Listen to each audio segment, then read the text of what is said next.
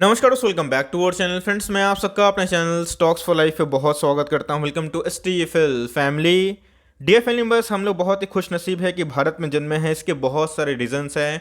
200 साल चल रहा है 2021, लेकिन आने वाले 10 साल 2031 तक दोस्तों अगर आप स्टॉक मार्केट में टिक गए तो मैं बोलूँगा दोस्तों आप बहुत बड़ा फॉर्च्यून क्रिएट कर सकते हैं। बिकॉज आने वाले 10 साल इंडिया के जो इतिहास था दोस्तों पिछले 10 साल में 20 साल में आने वाले 10 साल दोस्तों बहुत ही ज़्यादा क्रूशल रहने वाले हैं, क्योंकि इंडिया का जीडीपी बहुत ही तेज़ी से बढ़ सकता है। जी हाँ, कोविड पैंडेमिक की वजह से इंडिया का जीडीपी थोड़ा क्या बहुत ही ज़्यादा कोलैप्स देखने को मिला था और पूरा वर्ल्ड जीडीपी का दोस्तों सेम वही हालत था।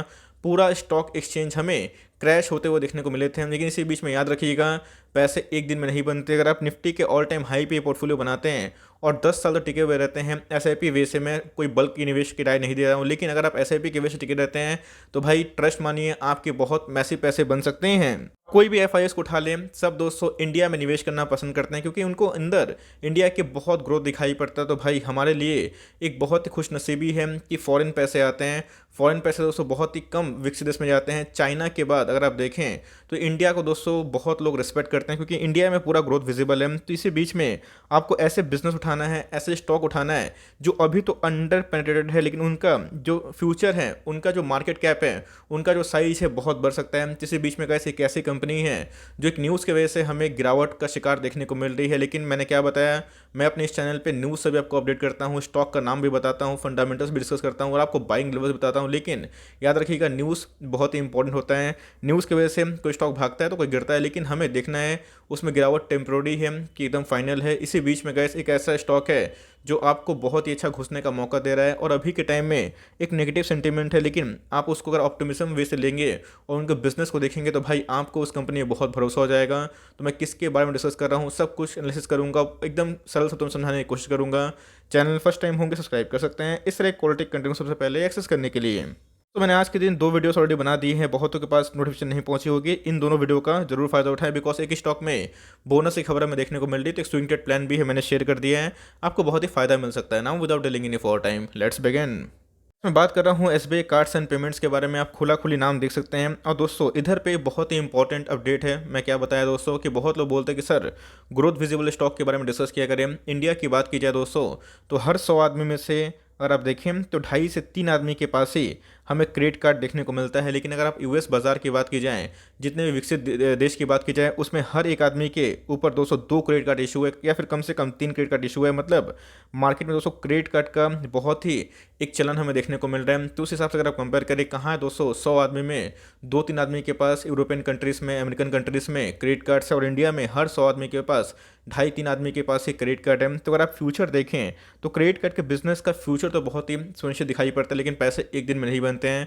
दोस्तों को पता है हम कि एसबीआई कार्ड्स एंड पेमेंट्स का हमें आईपीओ देखने को मिला था, 700 का इशू प्राइस था, लेकिन उस समय ही पैंडेमिक आया था और आईपीओ प्राइस के बाद दोस्तों ये 500 के लगभग जा चुका था। और आप अगर मुझसे जुड़े हुए हैं तो मैंने कंटिन्यूसली बेसिस पे आपको एसबीआई कार्ड्स एंड पेमेंट्स पे खतरे की राय देती रही है। ऐसा होता है स्टॉक मार्केट में गिरावट होता है, लेकिन याद रखिएगा स्टॉक मार्केट में या फिर शेयर में गिरावट होती है, तेजी भी आती है, लेकिन अगर आप देखें तो कैसे 1000 नीचे ट्रेड करता हुआ दिखाई पड़ रहा है। इसके पहले ये 1100 के आसपास भी गया था, 1050 के आसपास भी गया था, लेकिन उसके बाद एक गिरावट हमें देखने को मिली क्योंकि आपको मैंने एक न्यूज़ साझा की थी, बताया था कि एचडीएफसी बैंक में एक इम्बागो जो पहले आरबीआई ने लगाया था उसको वो विड्रॉ करते हुए दिखाई पड़ रहे हैं। और जो मार्केट कैप्चर आईसीआईसीआई बैंक ने किया था और एसबीआई कार्ड्स ने किया था, अब दोस्तों फिर से जो तीसरा प्लेयर है जो एकदम मार्केट से बाहर था, फिर से उनकी एंट्री देखने को मिल चुकी है। मैंने क्या बताया दोस्तों, ग्रोथ याद रखिएगा यही स्टॉक था, आपको 700 के भाव पे इशू हुआ था, 500 तक भी आता हुआ दिखाई पड़ा था, लेकिन फिर भी एक तेजी आई थी।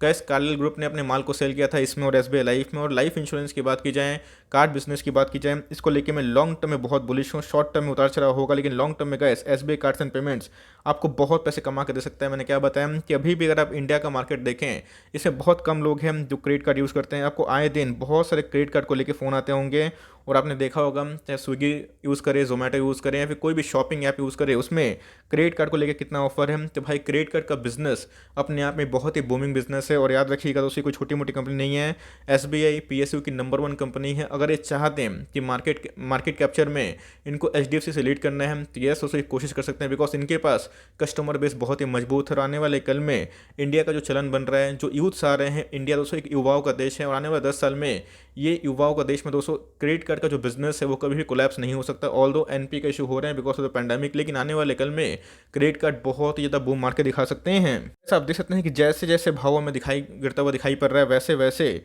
इसके अंदर डिलीवरीज हाई देखने को मिल रही है। लास्ट डे की बात की जाए अप्रॉक्स 75% के आसपास इसमें अकोमोडेशन देखने को मिला, जहाँ पे 14 लाख शेयर ट्रेड हुए हैं और 10,50,000 शेयर्स को डिमिट में ले जाया गया। मतलब दोस्तों हर एक प्राइस फॉल इधर पे ह्यूज एकोमोडेशन देखने को मिल रहा है। ऑल्दो आप देखें तो स्टॉक का प्राइस पहले से अपने ऑल टाइम हाई से 10 से 15% के आसपास करेक्ट हो चुका है। मुझे लगता है कि हर एक प्राइस फॉल दोस्तों आपको एसबीआई कार्ड्स एंड पेमेंट्स में जरूर खरीदारी करनी चाहिए अगर आपको क्रेडिट कार्ड के बिजनेस को लेकर भरोसा है तो। अगर आप देखें तो ये बहुत ही अच्छी बात है किसको लेके, एचडीएफसी बैंक के शेयर होल्डर्स को लेके, क्योंकि जो इनका एम्बार्गो लगा हुआ था, जो प्रतिबंध था, अब वो हटता हुआ दिखाई पड़ रहा है। और दोस्तों एनालिस्ट 32% की अपसाइड रैली एज्यूम कर रहे हैं एचडीएफसी बैंक में, क्योंकि अभी भी एचडीएफसी क्रेडिट कार्ड मार्केट में इशू नहीं हुआ है, मतलब लिस्टिंग देखने को नहीं मिलती और इकलौता प्लेयर है जो मार्केट में लिस्टेड है।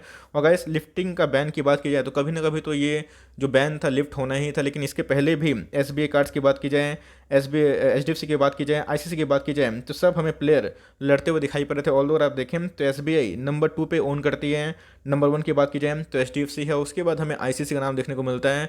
तो जी हाँ दोस्तों, इस नेगेटिव सेंटीमेंट का फ़ायदा ज़रूर उठाना है, क्योंकि याद रखिएगा मार्केट में गिरावट होती है और टेम्प्रेरी होती है, लेकिन ग्रोथ जो होता है वो परमानेंट है। और आने वाले कल में इंडिया का जो ग्रोथ है और क्रेडिट कार्ड का जो बूम है वो अपने आप में बहुत ही तेज हो सकता है। बिकॉज अभी मैंने बताया कि हर 100 आदमी में 2.5-3 आदमी के पास ही क्रेडिट कार्ड है, लेकिन यूएस में हर 100 आदमी के ऊपर 2 से 3 क्रेडिट कार्ड हमें देखने को मिल जाते हैं।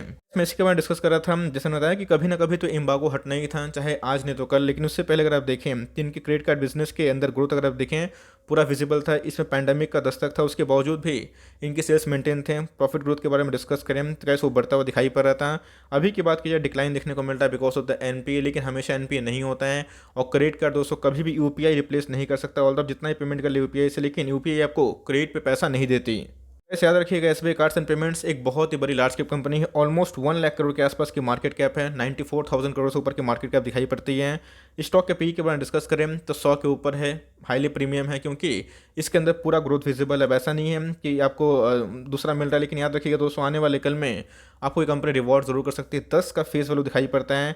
आरओई के बारे में डिस्कस करें तो 16-17% के आसपास है। आरओसी के बारे में डिस्कस करें तो 10% के आसपास है, जो अपने आप में ही ऐसे बैंक एनबीएफसी काफ़ी अच्छे दिखाई पड़ जाते हैं। प्रमोटर होल्डिंग कितना है देखना बनता है, तो गैस प्रमोटर के पास ऑलमोस्ट 70% का स्टेक हमें दिखाई पड़ता है। एफआईएस की बात की जाए तो पिछले कुछ समय में एफआईएस ने अपने स्टेक को बढ़ा दिए हैं, 12% के आसपास एफआईएस का स्टेक है। डीआईएस की बात की जाए तो गैस डीआईएस ने भी अपने स्टेक को बढ़ाया है। तो जहाँ पे एफआईएस और डीआईएस स्टेक बढ़ा रहे हैं, अगर आप देखें तो पब्लिक का स्टेक कम होता हुआ दिखाई पड़ रहा है। पब्लिक का स्टेक पहले से एकदम आधा हो चुका है और एफआईएस ने और डीआईएस ने अपने स्टेक को मैक्सिमाइज कर लिए हैं, ऑलमोस्ट 2 गुना से ज़्यादा कर दिए हैं। कंपनी के वैल्यूएशंस के बारे में डिस्कस किया, कंपनी के ग्रोथ के बारे में डिस्कस किया, कंपनी के विजन्स के बारे में डिस्कस किया, कंपनी का शेयर प्राइस क्यों डिक्लाइन हो रहा है उसके बारे में डिस्कस किया, और उसके साथ साथ हमने अब देखना है कि कंपनी के पास कितना रिजर्व है।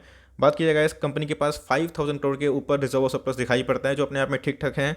और अगर आप बोरोइंग्स देखें तो काफ़ी हाई दिखाई पड़ेगा, लेकिन जितने भी बैंक और एनबीएफसी होते हैं उनके बोरोइंग्स हमेशा हाई देखने को मिल जाते हैं। देखा दोस्तों कैसे हाई एकोमुलेशन हमें देखने को मिल रहा है, बहुत ही ह्यूज एकोमुलेशन देखने को मिल रहा है, 75% कम नहीं होता है।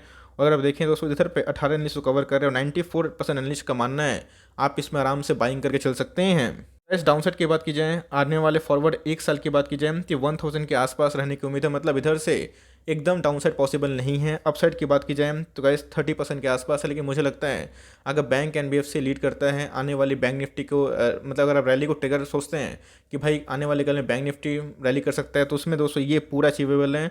और मुझे लगता है कि इधर से ये तोड़ के 1500 का लेवल भी जाने की कोशिश कर सकता है। तो मेरे हिसाब से आने वाले कल में एसबीआई कार्ड्स में काफ़ी तेज़ी की उम्मीद आप अज्यूम कर सकते हो। हमने आपको फैक्ट्स बताएं, ये बताया कंपनी के वैल्यूएशंस कैसे हैं, ये बताया कंपनी काम क्या करती है। अब ये बता दूं दोस्तों कंपनी का लेवल्स क्या आ सकता है।